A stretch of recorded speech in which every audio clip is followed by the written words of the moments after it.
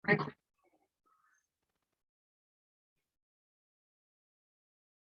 Bismillahirrahmanirrahim. Assalamualaikum warahmatullahi wabarakatuh. Di sini perkenalkan dengan saya Aldona Veronica, NIM 199100008. Di sini nanti saya akan menjelaskan mengenai penyakit ginjal kronik.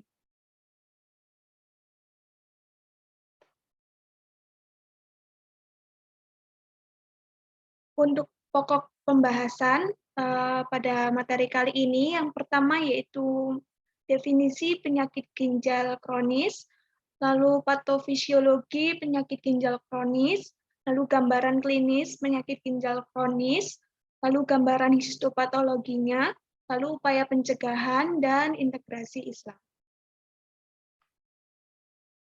Yang pertama yaitu definisi penyakit ginjal kronis.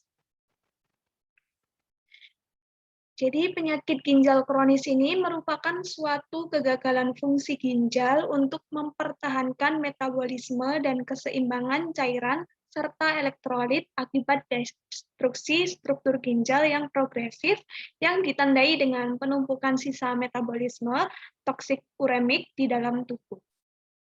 Lalu pengertian yang kedua ini, penyakit ginjal kronis adalah keadaan di mana terjadi kerusakan ginjal progresif yang berakibat fatal dan ditandai dengan uremia dan limbah nitrogen lainnya yang beredar dalam darah, serta komplikasinya jika tidak dilakukan dialisis atau transplantasi ginjal. Selanjutnya yaitu patofisiologi penyakit ginjal kronis. Jadi menurut Baihaqi 2013, patofisiologi gagal ginjal kronis ini melibatkan penurunan dan kerusakan nefron yang diikuti kehilangan fungsi ginjal yang progresif. Total laju filtrasi glomerulus atau LFG ini menurun dan clearance-nya juga menurun. Sedangkan belat urea nitrogen dan kreatininnya meningkat. Nefron yang masih tersisa mengalami hipertrofi akibat usaha menyaring jumlah cairan yang lebih banyak. Akibatnya ginjal kehilangan kemampuan memekatkan urin. Tahapan untuk melanjutkan ekskresi, sejumlah besar urin dikeluarkan yang menyebabkan clearance mengalami kekurangan cairan. Tubuh secara bertahap kehilangan kemampuan menyerap elektrolit. Biasanya urin yang dibuang mengandung banyak sodium sehingga terjadi poliuria. Pada gagal ginjal kronis, fungsi ginjal menurun secara drastis yang berasal dari nefron. Insufisiensi dari ginjal tersebut sekitaran 20% sampai 50% dalam hal GFR-nya. Selanjutnya yaitu gambaran klinis dari penyakit ginjal kronis. Jadi manifestasi klinis yang dapat muncul di berbagai sistem tubuh akibat penyakit ginjal kronis menurut Baradero, Dairit, dan Siswadi 2009 dan Price dan Wilson 2013 adalah sebagai berikut. Yang pertama yaitu sistem hematopoietik. Jadi manifestasi klinis pada sistem hematopoietik ini yang dapat muncul adalah ekimosis, anemia yang menyebabkan cepat lelah, trombositopenia, kecenderungan pendarahan, dan hemolisis. Lalu yang kedua, manifestasi di sistem kardiovaskuler yang dapat muncul antara lain hipertensi, retinopati, ensefalopati hipertensif, disritmia, perikarditis atau friction trap, edema, beban sirkulasi berlebihan, hipervolemia, takikardi, dan gagal jantung kongestif. Untuk manifestasi klinis di sistem respirasinya antara lain sputum yang lengket, pernafasan kusmaul, dyspnea, suhu tubuh meningkat, pleural friction trap, sakit pneu, batuk disertai nyeri, biliar pneumonitis, edema paru, halitosis, dan uremik.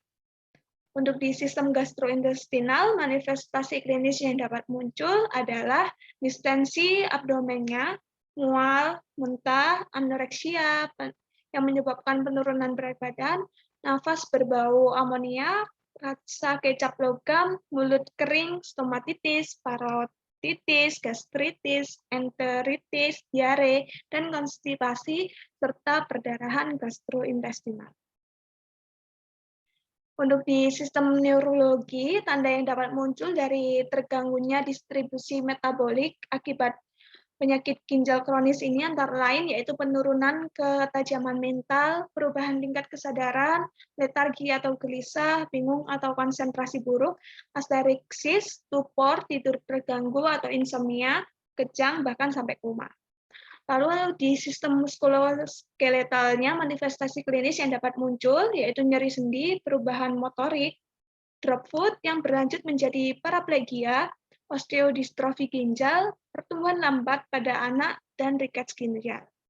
Lalu di sistem dermatologi, tanda yang dapat muncul dari terganggunya distribusi metabolik akibat PGK antara lain ekimosis, uremic frost atau kristal uremik, lecet, pucat, pigmentasi, pruritus, perubahan rambut, dan kuku. Jadi kukunya itu mudah patah, lalu tipis, bergerigi, lalu ada garis-garis merah biru yang berkaitan dengan dari kehilangan protein itu sendiri, lalu kulit kering dan memar. Selanjutnya kita akan membahas gambaran histopatologi penyakit ginjal kronis. Ya, di sini adalah gambaran histopatologi penyakit ginjal kronis. Di sini ada sklerosis glomerulus dan jaringan parut pada sebagian besar glomerulus di ginjal. Ini ya. Lalu juga ada fibrosis interstisial yang ditandai dengan infiltrat limfosit. Lalu juga ada atrofi tubulus di korteksnya. Lalu ada hilangnya sebagian jaringan kapiler pada peritubulusnya, dan arteri dan arteriol berdinding tebal dengan lumina yang menyempit. Ini juga dilihat dari mikroskop, gagal ginjal kronis. Selanjutnya yaitu pencegahan dari penyakit ginjal kronis. Jadi ada beberapa macam pencegahan yang dapat kita lakukan. Yang pertama yaitu mengendalikan penyakit diabetes, tekanan darah tinggi, dan juga penyakit jantung dengan lebih baik.